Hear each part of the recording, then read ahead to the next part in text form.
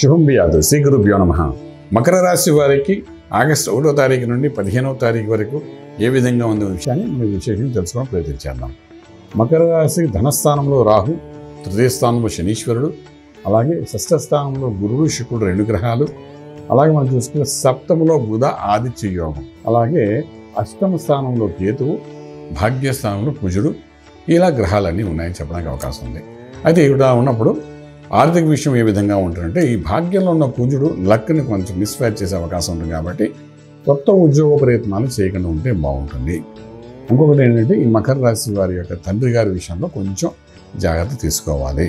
ఓకేనా, fine.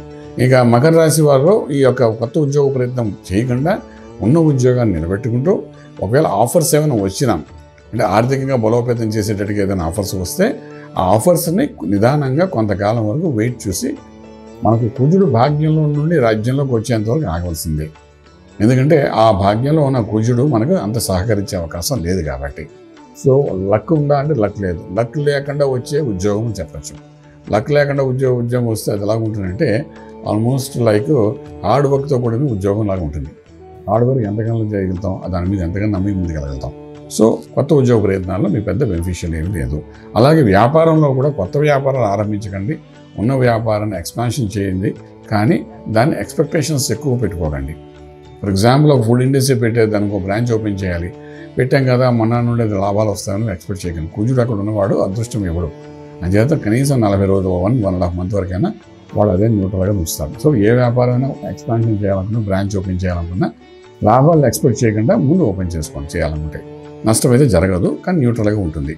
Okay, శుభవార్తలు వింటారు, శుభమైన కార్యక్రమంలో పాల్గొంటారు, వివాహము, గృహప్రవేశం, శంకుస్థాపన, భూమి పూజ ఇటువంటి కార్యక్రమంలో పాల్గొంటారు, మధ్యవర్తిత్వం వహిస్తారు. దానివల్ల మంచి ఫలితాలు వస్తాయి మీకు. విద్యార్థులకు విశేషంగా చెప్పాలంటే చదువుకున్న విద్యార్థులకి అద్భుతమైన ఫలితాలు వస్తాయి మీకు. ఏ కాంపిటేటివ్ ఎగ్జామ్ రాసినప్పుడు అందులో సక్సెస్ఫుల్ అయ్యే అవకాశం బాగానే కనబడుతుంది. అలాగే విదేశాలకు వెళ్ళి చదువుకోవాలనుకున్న విద్యార్థులకు అనుకూలంగా ఉంది. విదేశాల్లో చదువుకుంటున్న విద్యార్థులు కూడా ఉద్యోగ రీత్యా చేసే ప్రయత్నాల్లో సఫలీకృతం అవుతారని చెప్పడానికి అవకాశం బాగానే ఉంది.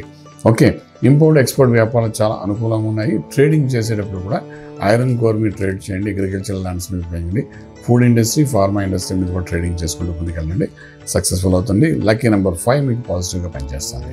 ఇక మంత్రము దేనికంటే ఇక్కడ మనకు షష్ఠ స్థానంలో గురు శుక్రులు ఉన్నారు, అలాగే అష్టంలో కేతు ఉన్నాడు. ఈ చిన్న మైనూట్ ఆపరేట్ చేయడానికి ప్రయత్నం చేస్తాడు. ఇది విద్యార్థులకు సంబంధించింది కాదు, ఇది పూర్తిగా మనకు యుక్త వయసులో ఉన్న వాళ్ళకి సంబంధించి అనమాట. సో ఇలాంటివన్నీ ఉంటాయి కాబట్టి గణపతి ఆరాధన బాగా చేయండి. గణపతి ఆరాధన చేసుకున్నప్పుడు ఏంటంటే కొన్ని అష్టములు ఉన్న కేతు యొక్క ప్రభావం కొంత తగ్గే అవకాశం ఉంటుంది. అనవసరమైన దెబ్బలు తగ్గడం ఉంటాయి. తర్వాత గణపతి ఆరాధన చేయడం వల్ల మూలాధారంలో ఉన్న గణపతి తత్వం షట్చక్రాలు దాటి జ్ఞాన నేతృత్వంతో మోక్ష మార్గం చూపిస్తాయి. మోక్షం అంటే సమస్యకి పరిష్కార మార్గం చేయడం మోక్షం కలియుగంలోని. సో మనకి ఏ సమస్య ఉందో పరిష్కారం చేయడానికి ఆ గణపతి ఉన్నాడు కాబట్టి గణపతి మంత్రాన్ని సాధించండి. విద్యార్థులకు విశేషంగా గణపతితో పాటు మేధా దక్షిణామూర్తి మంత్రాన్ని కూడా సాధన చేయమని చెప్పండి. సో విద్యార్థి దశలో ఉన్న వాళ్ళందరూ ఇవి రెండు చేసుకోవడం వల్ల ఏంటంటే ఫస్ట్ ఆఫ్ ఆల్ మనకి ఏంటంటే ఒక యోగంలో తీసుకెళ్ళి విద్యార్థి దశలో ఉన్న వాళ్ళకి ఎటువంటి ఇబ్బంది లేకుండా ఉంటుంది. ఇక కుటుంబంలో రాహు, అదేవిధంగా తృతీయంలో శనీశ్వరుడు ఉన్నాడు. The more dynamic more success కాబట్టి ఒకసారి కుటుంబంలో రాహు ఉండబట్టి ఒక మాయలో మానసిక ఒత్తిడి తెచ్చే అవకాశం ఉంటుంది. కాబట్టి దాని నుండి అధిగమించడానికే దక్షిణామూర్తి మహామంత్రం చదవమంటాం. ఆ విధంగా చేసుకుంటారండి రాజమార్గంలో రాజ్యం పొందగలుగుతారు. శుభం బియాదు.